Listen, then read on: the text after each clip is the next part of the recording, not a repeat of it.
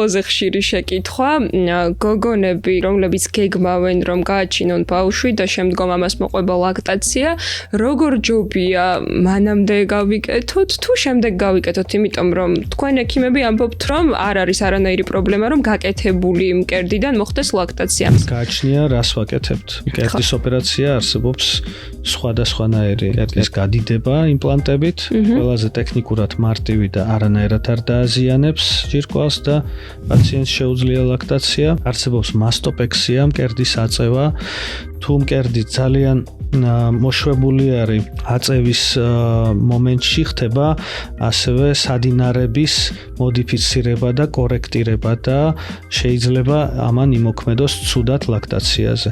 ან როდესაც ხდება მკერდის დაპატარავება, რედუქციული მამოპლასტიკა, ეს ყველაზე რთული ტექნიკურად ოპერაცია არის და ხშირ შემთხვევაში ხდება, როდესაც ზიანდება ფრილის სადინარები და პაციენტს აღარ აქვს საშუალება, რომ ლაქტაცია, მერე ლაქტაციის ფუნქცია შეუნარჩუნდეს. როდის გაიკეთოს ოპერაცია?